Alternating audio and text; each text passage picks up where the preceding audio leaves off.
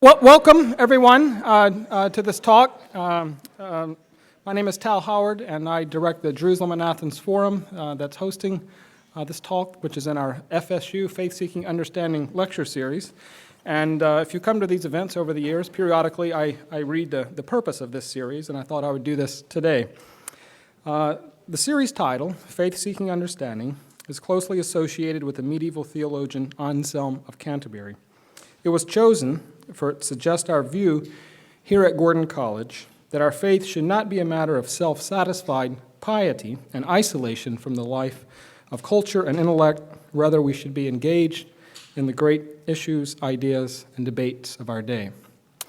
And my only task is to introduce our introducer, which is Wendy Murray, my colleague and accomplished journalist and writer, and she has interviewed Dr. Andrew Bacevich and published a piece on him in the journal Christian Century that I encourage you to read if you're intrigued after the talk here. So, Wendy?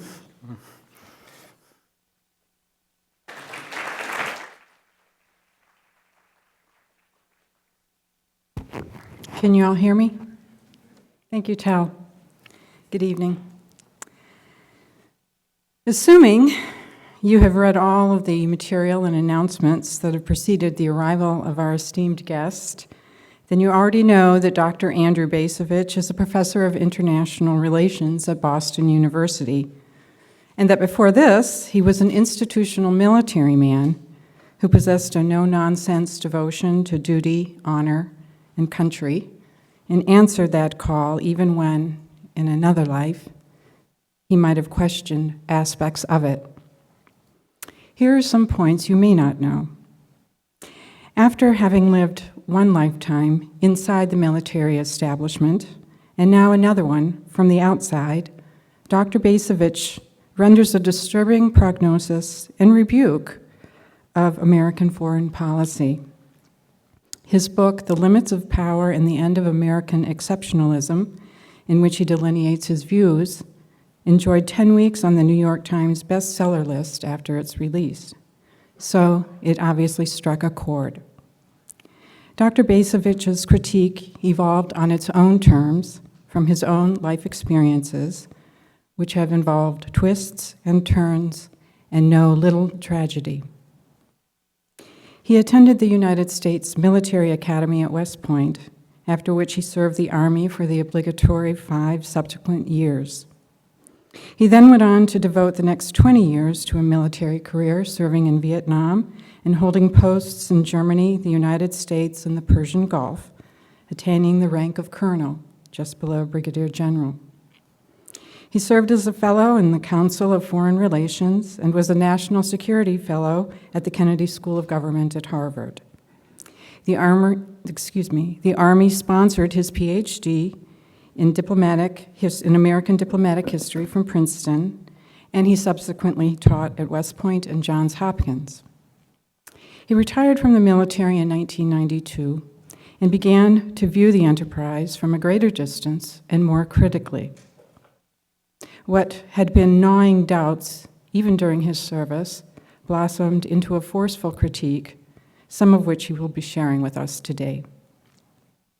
Dr. Bacevich, a practicing Catholic, does not presume to be a theologian, but he embraces the Christian view of human nature as being that of fallen human beings in need of redemption. This, he would say, ought to make anyone skeptical of projects that claim to create a utopian society and wary of allowing politicians to exercise too great of an authority. The antidote, he says, as expressed in an encyclical issued by Pope John Paul II in 1991, warns against being a consumer-obsessed culture, calling it a soft form of totalitarianism. Dr. Bacevich says, thinking we are free, we succumb to a form of totalitarianism, being slaves to appetites and urges that are not connected to a larger purpose. In this way, Dr. Bacevich echoes theologian Reinhold Niebuhr's social critique that man's capacity for justice makes democracy possible, but man's inclination to injustice makes democracy necessary. Maybe you didn't know all these things from the material you read preceding his arrival. Even so, the above credentials, while distinguished, do not account entirely for why he has come to speak to us today. There is a quality that attends suffering that renders those who have suffered authority to speak with the force of truth. Dr. Bacevich's words to us today do not arise out of academic abstraction, but were forged on the ground in the crucible of human experience, sometimes catastrophic in nature, both on the battlefield and off.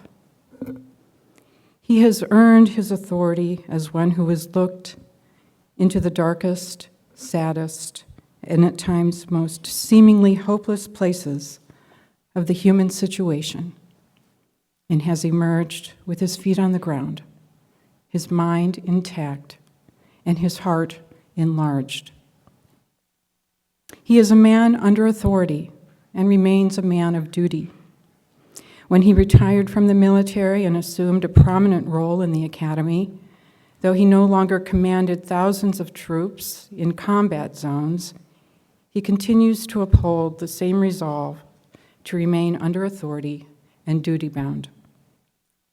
The authority to which he now submits himself is that of living honorably and speaking truthfully before God and his fellow men and women.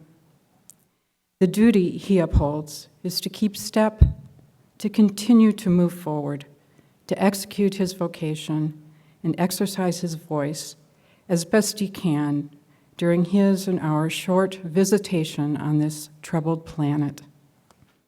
He has done so even in the face of personal suffering. Dr. Bacevich lost his beloved son, First Lieutenant Andrew Bacevich, Jr., in Iraq in 2007. The son, like the father, felt duty-bound to serve. He fought and died in a war that his father felt should never have been waged in the first place.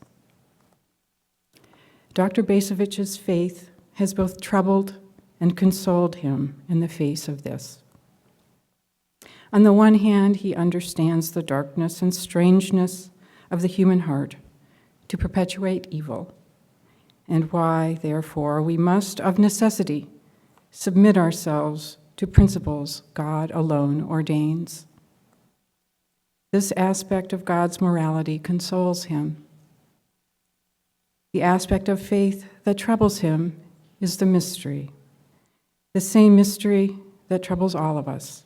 That is, why God allows us to experience human devastation and then asks us to keep going. There are no answers. There is only trust in an unseen authority and duty. Therefore, as one under authority and compelled by duty, Dr. Andrew Bacevich keeps going. He keeps doing the next thing. And today, we, the Gordon College community, are the beneficiaries of his sense of duty. For his next thing is to share with us his friendship and his conviction, all of which arise from the arena of human testing, a proven moral grounding, a clear mind, and an enlarged heart. It is my profound honor to introduce to you Dr. Andrew Bacevich.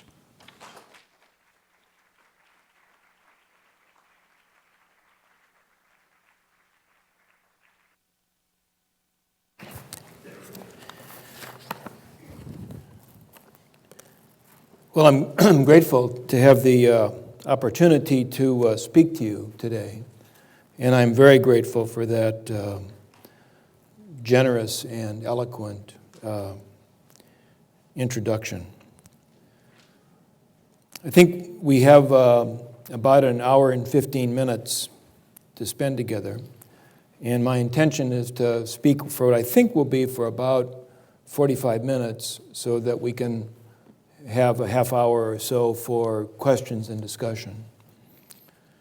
The title of the talk is Illusions of Managing History, subtitle, The Enduring Relevance of Reinhold Niebuhr. Now, I know many of you are familiar with the broad outlines of Niebuhr's life and work. A pastor, teacher, activist, moral theologian, and prolific author, Niebuhr was a towering figure in American intellectual life from the 1930s through the 1960s. He was, at various points in his career, a Christian socialist, a pacifist, an advocate of U.S. intervention in World War II, a staunch anti-communist, an architect of Cold War liberalism, and a sharp critic of the Vietnam War. For contemporary Americans inclined to believe that history began anew on September 11, 2001, the controversies that engaged Niebuhr's attention during his long career appear not only distant, but also permanently settled, and therefore largely irrelevant to the present day. So too, Niebuhr's own writings have seemingly lost their salience. When the late historian Arthur Schlesinger Jr., who knew Niebuhr well and admired him greatly, published an essay in 2005 lamenting that his friend had vanished from public consciousness, he may have overstated the case, but only slightly. Since then, helped in no small part by Barack Obama's professed admiration for Niebuhr, a Niebuhrian revival has begun. And my very modest purpose this afternoon is to do my bit to encourage that revival. The times call for it. The predicaments in which the United States finds itself enmeshed today, particularly in the realm of foreign policy, demand it. Let me make the case more directly. To read Niebuhr today is to avail oneself to a prophetic voice, speaking from the past, about the past, but offering truths of enormous relevance to the present. As prophet, Niebuhr warned that what he called our dreams of managing history, dreams born out of a peculiar combination of arrogance, hypocrisy, and self-delusion, that these dreams posed a large and potentially mortal threat to the United States. And today I believe we ignore that warning at our peril. Now, since the end of the Cold War, the management of history has emerged as the all but explicitly stated purpose of American statecraft. In Washington, politicians speak knowingly about history's clearly discerned purpose and about the responsibility of the United States, at presumably the zenith of its power, to guide history to its intended destination. None have advanced this proposition with greater fervor and on occasion with greater eloquence than our previous president, George W. Bush. Here is President Bush, back in January of 2005, at his second inaugural, alluding to the challenges posed by Iraq, while also defending his decision to invade that country. And I quote, "Because we have acted in the great liberating tradition of this nation, tens of millions have achieved their freedom. And as hope kindles hope, millions more will find it. By our efforts, we have lit a fire as well, a fire in the minds of men. It warms those who feel its power. It burns those who fight its progress. And one day, this untamed fire of freedom will reach the darkest corners of our world." Especially coming from this president, the temptation to dismiss such remarks as so much hot air is strong. Yet to give in to that temptation is to err. By itself, cynicism provides an imperfect tool for explaining the behavior of the United States or the motives of its leaders. Better to view that passage as authentically American. President Bush expressing sentiments that could just as well have come from the lips of Thomas Jefferson or Abraham Lincoln, Woodrow Wilson or Franklin Roosevelt, John Kennedy or Ronald Reagan. In remarkably few words, President Bush affirmed a narrative to which the majority of our fellow citizens subscribe, while also staking out for the United States claims that most of our fellow citizens endorse. This narrative renders the past in ways that purport to reveal the future. Its defining features are simplicity, clarity, and conviction. The story it tells unfolds along predetermined lines, leaving no room for doubt or ambiguity. History, President Bush went on to say on that occasion, quote, has a visible direction set by liberty and the author of liberty.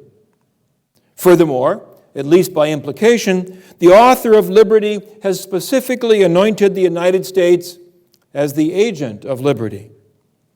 Thus assured in proclaiming that, quote, America's vital interests and our deepest beliefs are now one, President Bush went on to declare that, quote, we go forward with complete confidence in the eventual triumph of freedom.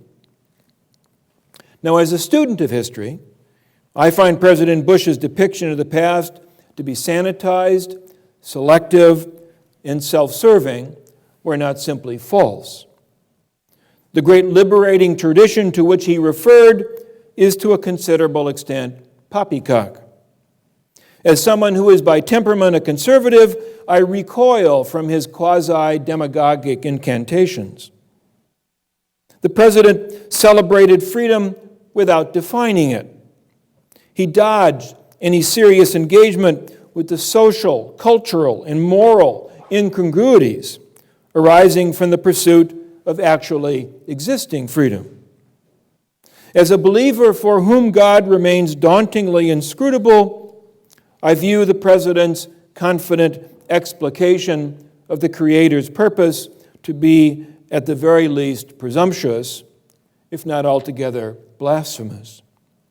Still, I'm obliged to acknowledge that in his second inaugural address, as in other presentations he made while in office, President Bush succeeded quite masterfully in capturing something essential about the way that Americans see themselves and their country.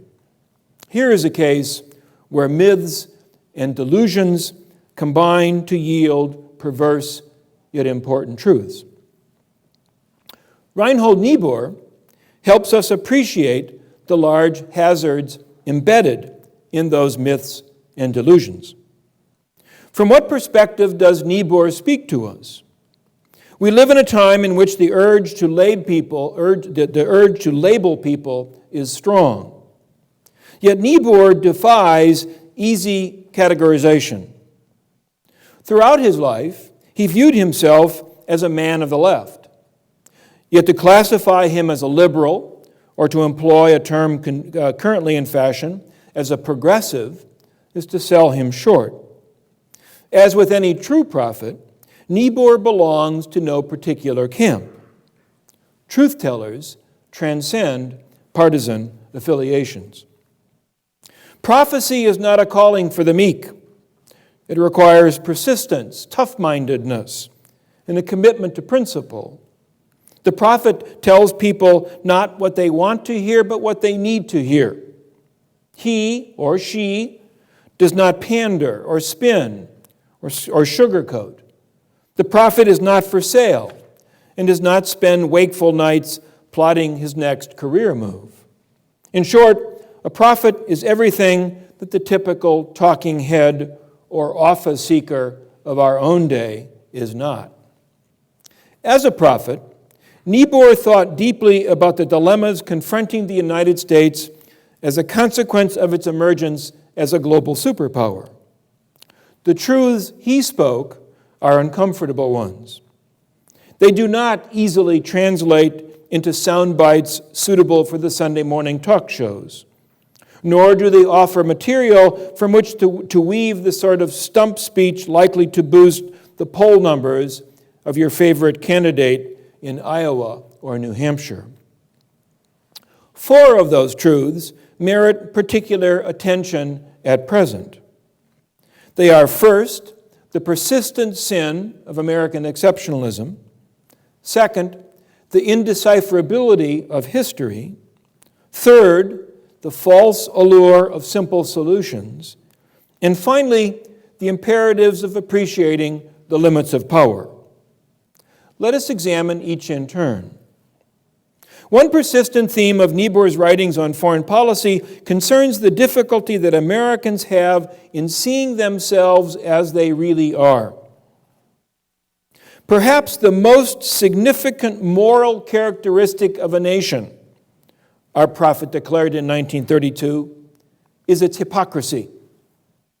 Niebuhr did not exempt his own nation from that judgment.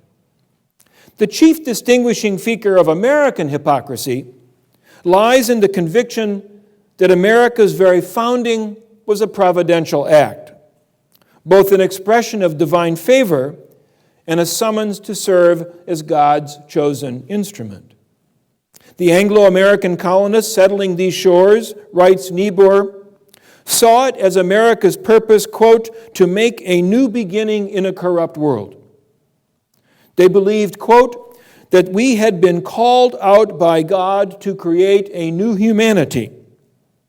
They believed further, as it seems likely that George W. Bush also believed, that this covenant marked America as a new Israel.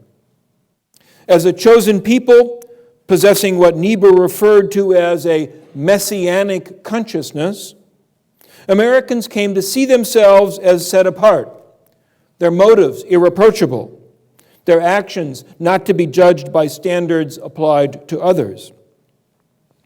Every nation has its own form of spiritual pride, Niebuhr observed in The Irony of American History.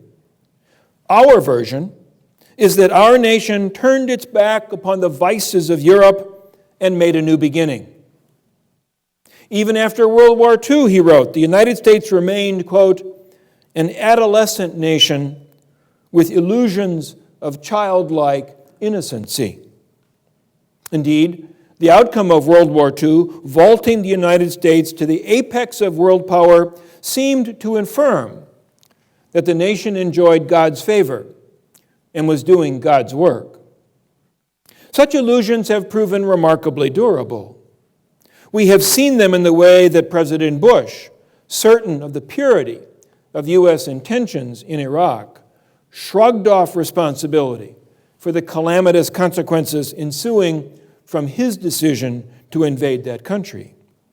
We have seen them also in the way that his administration insisted that Abu Ghraib or Guantanamo, or the policy of secret rendition that delivers suspected terrorists into the hands of torturers, in no way compromised U.S. claims of support for human rights and the rule of law. It follows that only cynics or scoundrels would dare suggest that more sordid considerations might have influenced the American choice for war, or that incidents like Abu Ghraib signify something other than simply misconduct by a handful of aberrant soldiers. As Niebuhr wrote, when we swathe ourselves in self-regard, it's but a short step to concluding that, quote, only malice could prompt criticism of any of our actions. An insight that goes far to explain the outrage expressed by senior U.S. officials in 2003 when what they called Old Europe declined to endorse the Iraq War. In Niebuhr's view, America's rise to power derived less from divine favor than from good fortune, combined with a fierce determination to convert that good fortune into wealth and power. The good fortune, Niebuhr referred to it as America rocking in the cradle of its continental security, the good fortune came in the form of a vast landscape, rich in resources, ripe for exploitation, and insulated from the bloody cockpit of power politics. The determination found expression in a strategy of commercial and territorial expansionism that proved staggeringly successful. Evidence not of superior virtue, but of shrewdness, punctuated with a considerable capacity for ruthlessness. In describing America's rise to power, Niebuhr does not shrink from using words like hegemony and imperialism. His point is not to tag the United States with responsibility for all the world's evils. Rather, it is to suggest that we do not differ from other great powers as much as we might imagine. On precisely this point, he cites John Adams with considerable effect. Power, observed Adams, always thinks it has a great soul and vast views beyond the comprehension of the weak, and that it is doing God's service when it is violating his laws. Niebuhr has little patience for those who portray the United States as acting on God's behalf. In that regard, the religiosity that seemingly forms such a durable element of the American national identity has a problematic dimension. All men, quoting again, all men are naturally inclined to obscure the morally ambiguous element in their political cause by investing it with religious sanctity, he wrote in an article appearing in the magazine Christianity and Crisis. This is why, he continued, this is why religion is more frequently a source of confusion than of light in the political realm.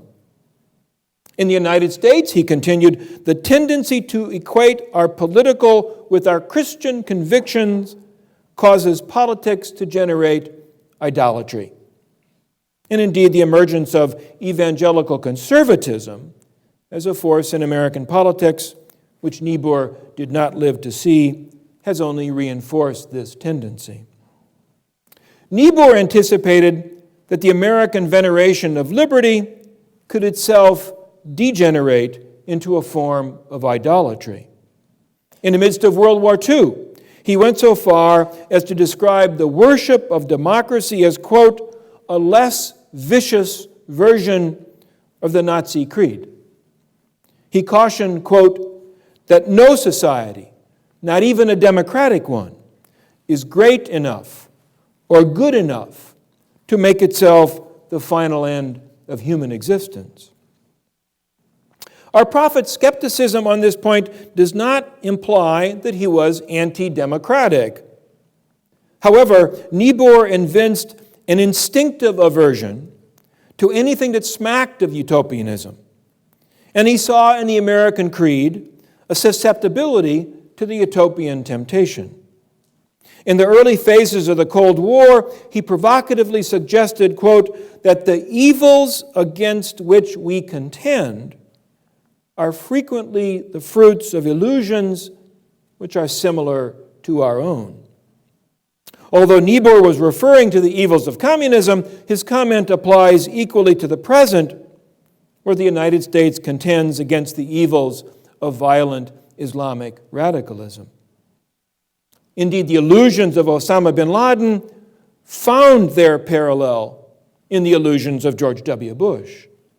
Each of these two protagonists was intent on radically changing the Middle East, the former by ejecting the West and imposing Sharia, the latter by defeating the terrorists and imprinting modernity.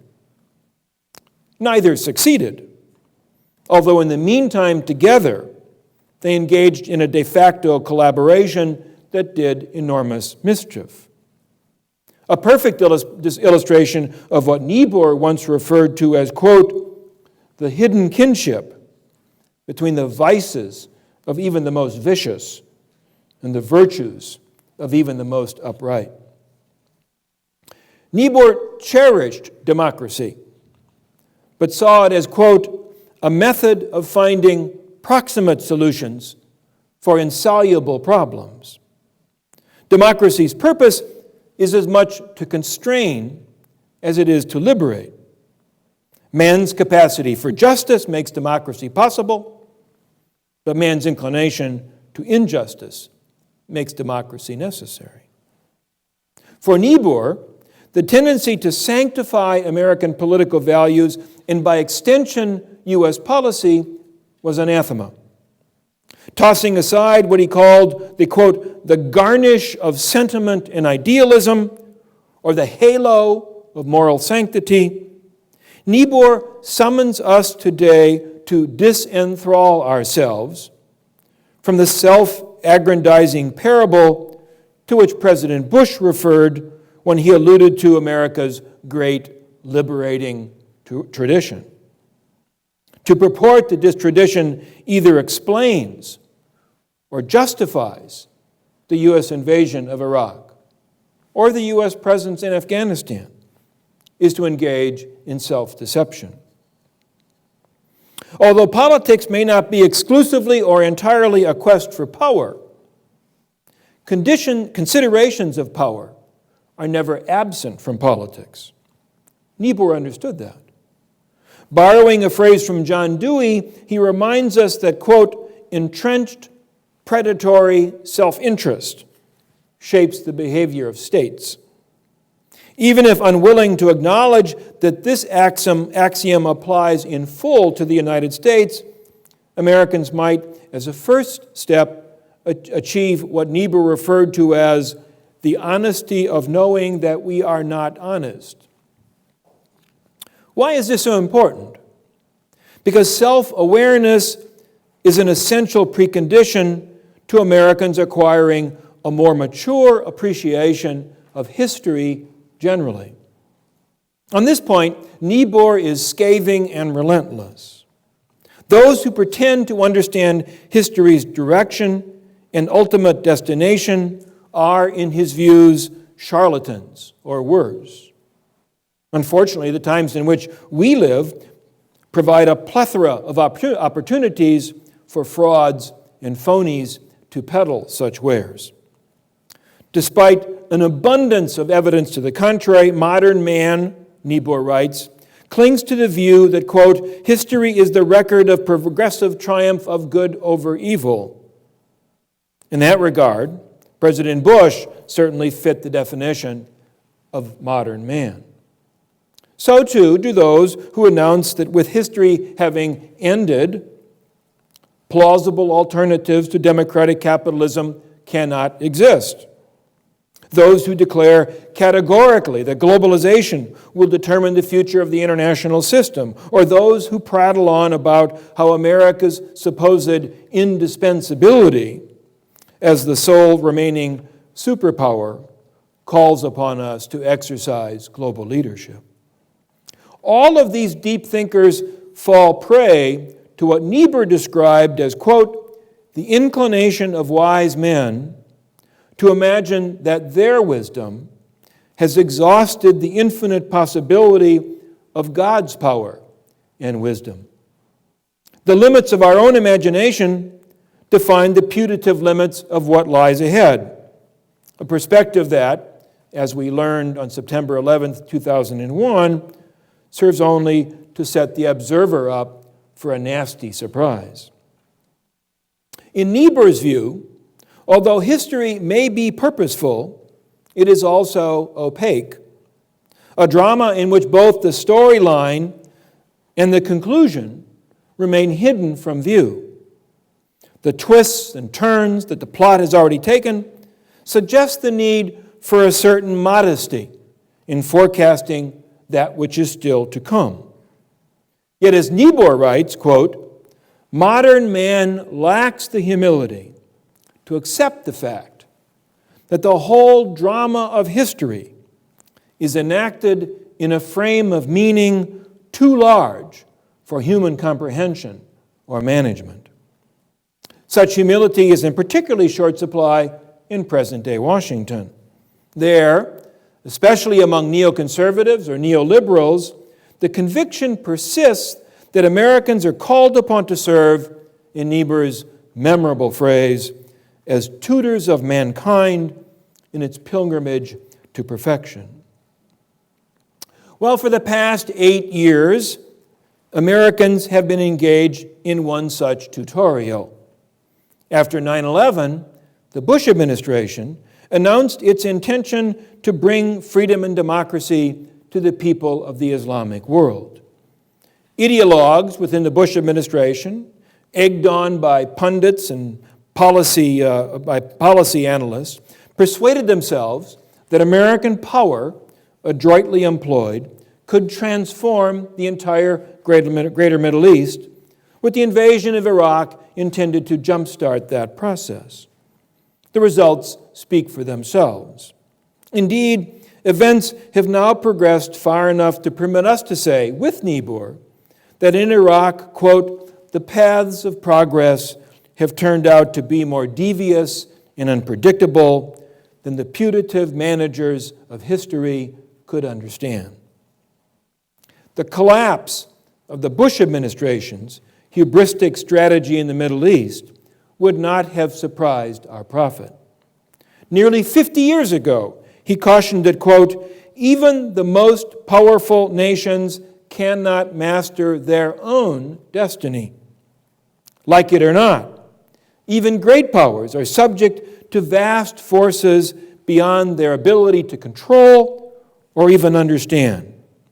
Caught in a web of history in which many desires, hopes, wills, and ambitions other than our own are operative. The masterminds who conceived the Iraq War imagined that they would sweep away the old order and usher into existence a new Iraq expected to be liberal, democratic, and aligned with the United States. Their exertions only demonstrated, as Niebuhr put it, that the recalcitrant forces in the historical drama have a power and persistence beyond our reckoning. The first of our four truths, the persistence of American exceptionalism, intersects with the second, the indecipherability of history, to produce the third, namely the false allure of simple solutions. Nations possessed of outsized confidence in their own military prowess are notably susceptible to the apparent prospect of simple solutions, as the example of Germany in 1914, Japan in 1937, and the Soviet Union in 1979 suggest. Yet Americans, patience never their long suit, are by no means immune to such temptations. What Niebuhr wrote back in 1958 remains true today. The American nation has become strangely enamored with military might. In the aftermath of 9/11, an administration enamored with military might insisted on the necessity of using force to eliminate the putative threat represented by Saddam Hussein. To a loud and jingoistic chorus, Saddam's existence had become intolerable. The danger that he posed was said to be growing day by day. A showdown had become unavoidable. To delay further, we were told, was to place at risk this nation's very survival. Besides, as one Washington insider famously predicted, a war with Iraq was sure to be a cakewalk. These were the arguments mustered in 2002 and 2003 to persuade Americans and the rest of the world that preventive war had become necessary, justifiable, and even inviting. A half-century earlier, Reinhold Niebuhr had encountered similar arguments. The frustrations of the early Cold War, combined with the knowledge of then-existing U.S. nuclear superiority, to produce calls for preventive war against the Soviet Union. In one fell swoop, advocates of attacking Russia argued, the United States could eliminate its arrival and achieve permanent peace and security. Niebuhr regarded this line of reasoning with horror.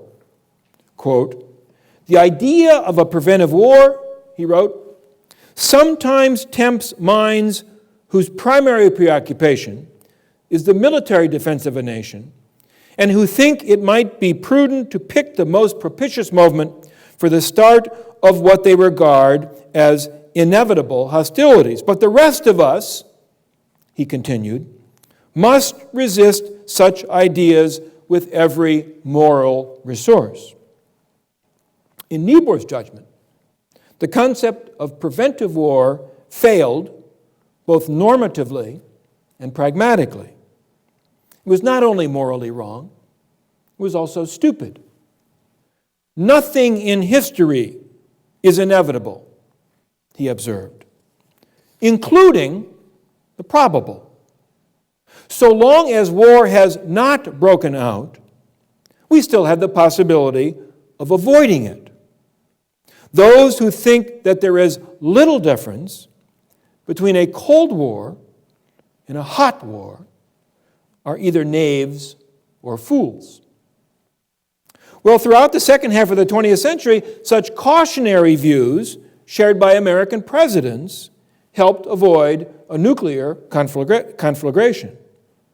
Between 2002 and 2003, however, such arguments and considerations did not suffice to carry the day. The knaves and fools got their war, which yielded not the neat and tidy outcome promised, but a host of new complications.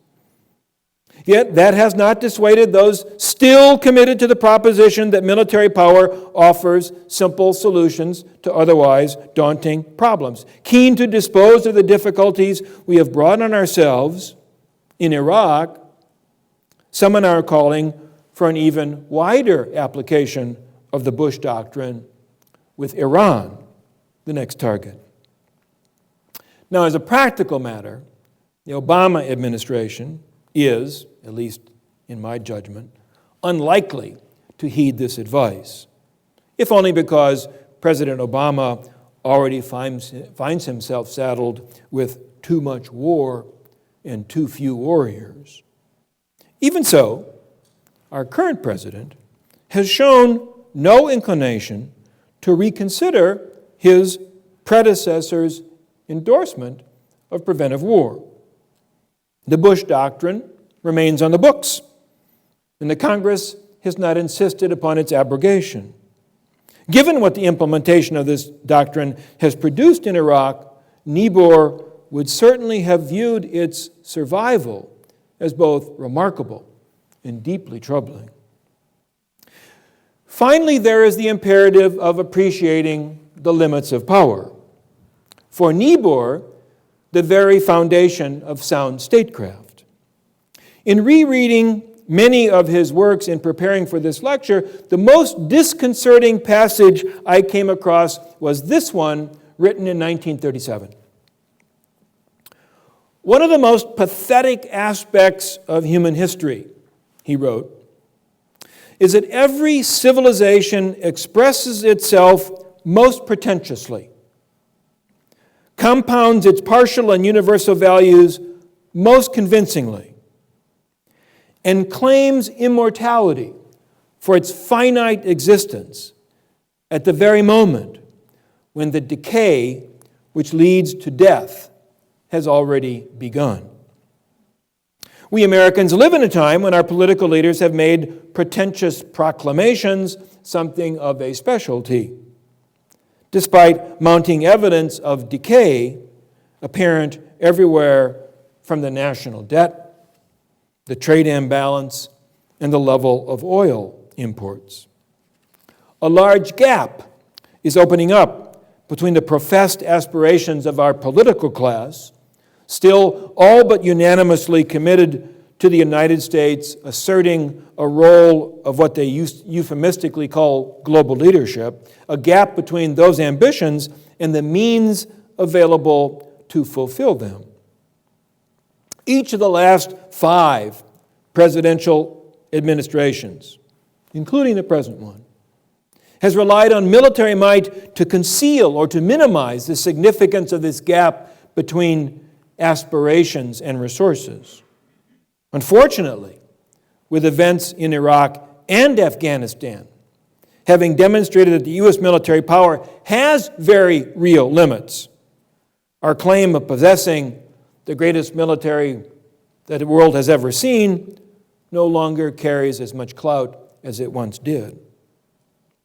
To the end of history, Niebuhr predicted, to the end of history, social orders will probably destroy themselves in the effort to prove they are indestructible.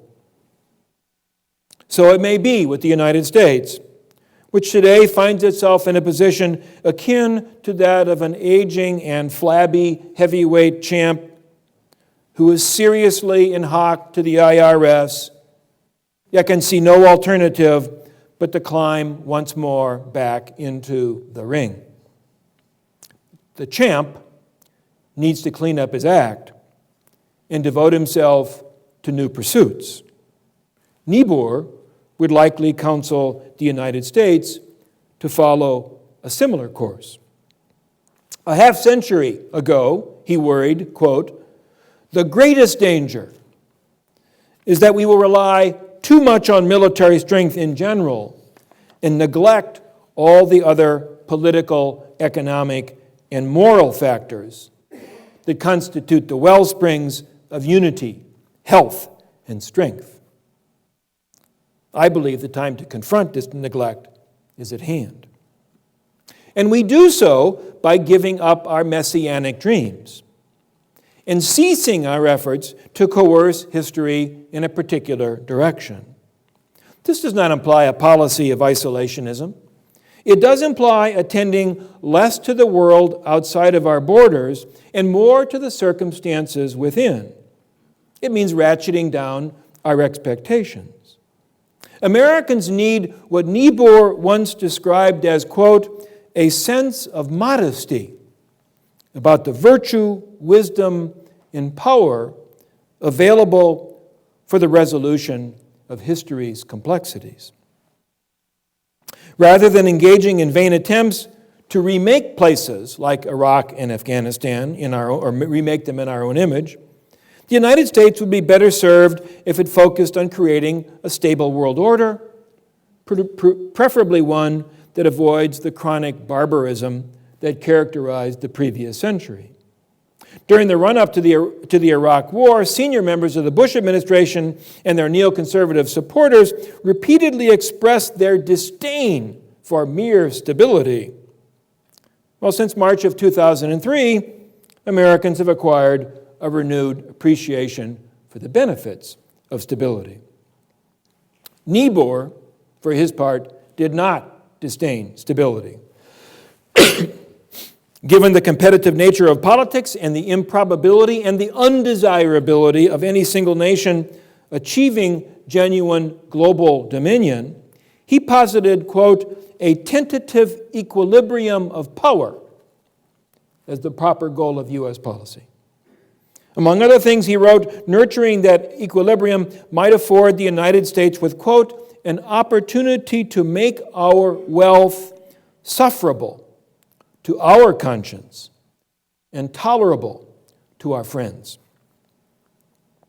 Yet efforts to establish such an equilibrium by fiat would surely fail. Creating and maintaining a balance of power requires finesse and flexibility.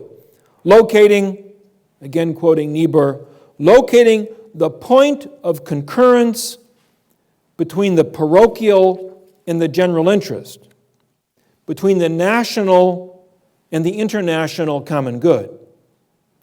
This, in a nutshell, he wrote, comprised what he called the art of statecraft. During the Cold War, within the Western camp at least, the United States enjoyed considerable success in identifying this point of concurrence. The resulting strategy of containment, which sought equilibrium, not dominance for the United States, served the economic and security interests of both the U.S. and its allies. As a result, those allies tolerated and even endorsed American primacy. The United States was the unquestioned leader of what we called the free world. And as long as Washington did not mistake leadership as implying a grant of arbitrary authority, the United States remained first among equals. After 9/11, however, the Bush administration rejected mere equilibrium as a goal. Rather than searching for a mutually agreeable point of concurrence, which implies a willingness to give and take, President Bush insisted that we would call the shots. He demanded unquestioning conformity, famously declaring, "You are either with us or you are with the terrorists." Niebuhr once observed that the wealth and power of the United States presented, quote, "special temptations to vanity and arrogance which militate against our moral prestige and authority." In formulating their strategy for the so-called global war on terror, President Bush and his lieutenants succumbed to this temptation. The results have not been pretty. Hitherto reliable allies became unreliable. Washington's actual capacity to lead eroded. The moral standing of the United States all but collapsed. In many parts of the world, American wealth and American power came to seem intolerable. The Bush record, in that sense, represented the very inverse of what Niebuhr defined as successful statecraft. This is not to suggest that restoring realism and effectiveness to U.S. foreign policy is simply a matter of reviving the habits and routines to which Washington adhered from the late 1940s through the 1980s. The East-West dichotomies that defined that era have vanished, and the United States today is not the country that it was in the days of Harry Truman or Dwight Eisenhower. The difficult challenges facing the United States today require us to go forward, not back. Yet here too, Niebuhr, speaking to us from the days of Truman and Eisenhower, offers some suggestive insights on how best to proceed.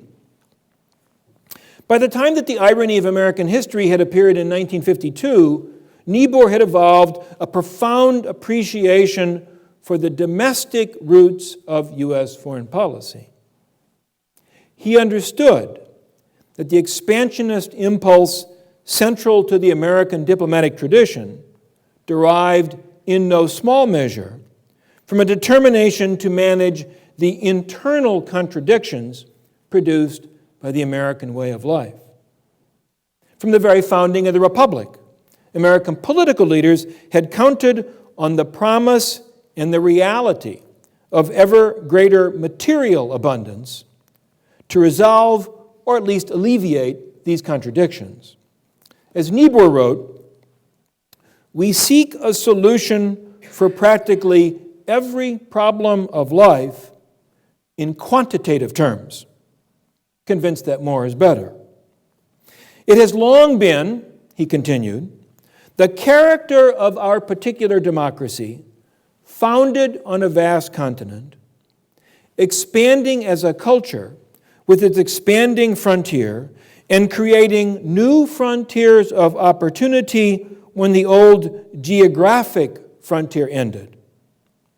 That every ethical and social problem of a just distribution of the privileges of life is solved by so enlarging the privileges that either an equitable distribution is made easier or a lack of equity is rendered less noticeable. No other community," he continued, "has followed this technique of social adjustment more consistently than we have. No other community has had the resources to do so. Through a strategy of commercial and territorial expansion, the United States accrued power and fostered material abundance at home. Expectations of ever-increasing affluence. Niebuhr called it the American cult of prosperity. These expectations, in turn, ameliorated social tensions, and with the notable exception of the Civil War, kept internal dissent within bounds, thereby permitting individual Americans to pursue their disparate notions of life, liberty, and happiness. Yet even in 1952, Niebuhr expressed doubts about this strategy's long-term viability, acknowledging that, quote, "We have thus far sought to solve all our problems by the expansion of our economy." He went on to say, "This expansion cannot go on forever." This brings us, I think, to the nub of the matter.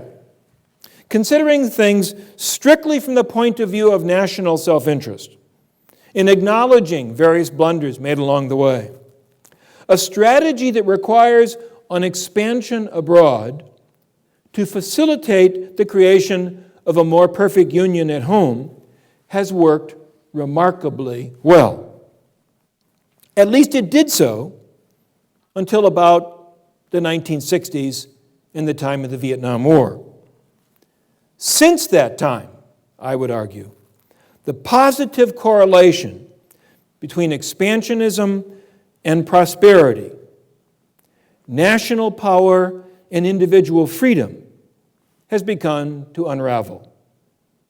Since 2003 and the beginning of the Iraq War, followed in 2008 by the economic collapse, that correlation has become almost entirely undone. The ongoing effort by the U.S. to transform the greater Middle East is now dissipating rather than enhancing American power. It is squandering rather than adding to our collective wealth. And rather than ensuring political freedom at home, the so-called Greater War on Terror has provided pretexts to compromise our freedom by distorting or even annulling the Constitution. By no means least of all, that effort is exacting a huge moral price. I refer here not simply to the morally dubious policies devised to prosecute our war against global jihadism.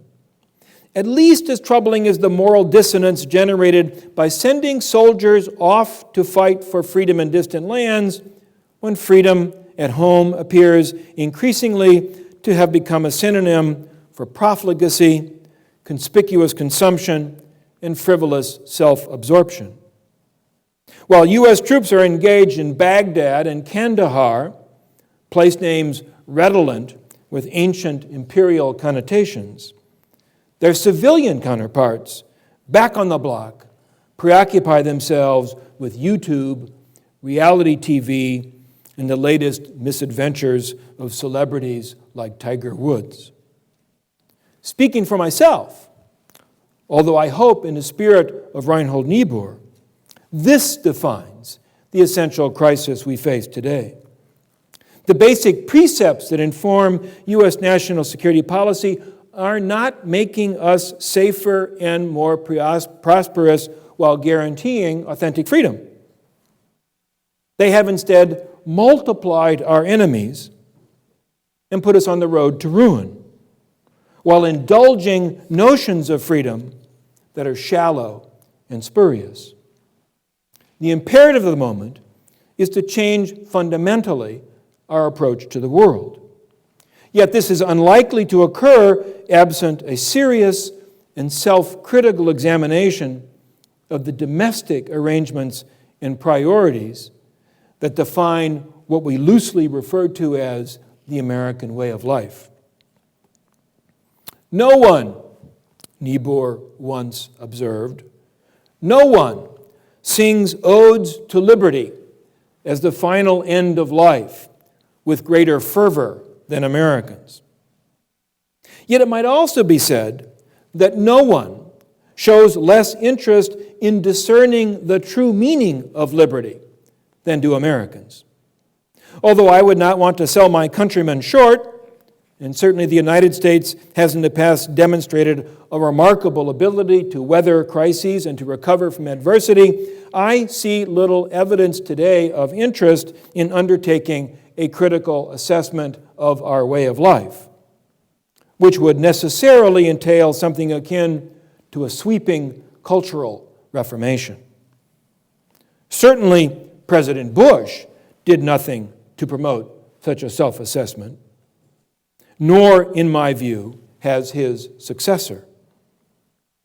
Given the interests of the political elite, the governing class, the Washington Party, whatever you would like to call it, there is indeed little likelihood of a great awakening starting from the top.